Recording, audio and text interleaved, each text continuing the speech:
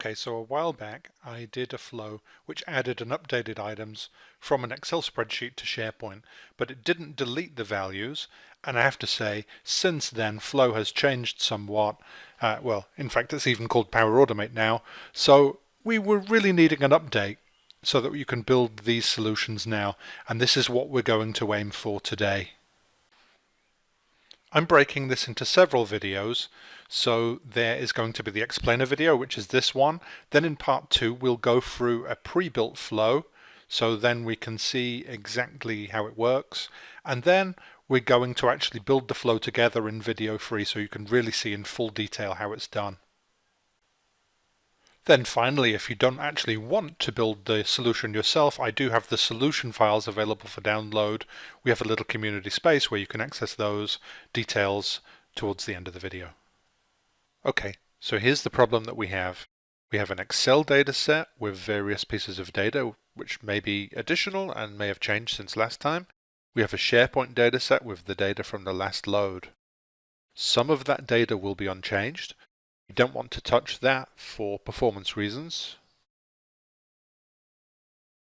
We want to add some new values which are in the Excel but are not in SharePoint. We want to update some values which have been loaded up to SharePoint in the past but are now different in the Excel.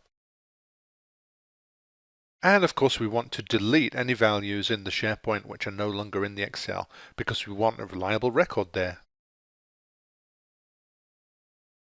Now we have this thing within a flow that we can use called an intersection, and this shows you the common things between two collections. We're going to use this to find the values that we don't have to change.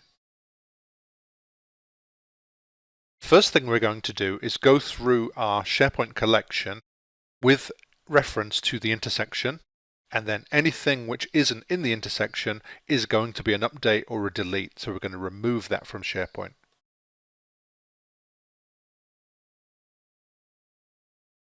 Then we're going to reference our Excel collection. We're going to go with reference to the intersection again. Anything that isn't in the intersection needs to go and be written to SharePoint because that is either an add or an update row. Okay, so the next two videos we'll go through what we've done, which is like a quick explainer, and then in the third video we'll actually build one of these flows from scratch so you can see absolutely step by step how it's done. And as you'll see on screen, if you want to just download some pre-built files instead, then consider joining our Patreon community and you can get the files there.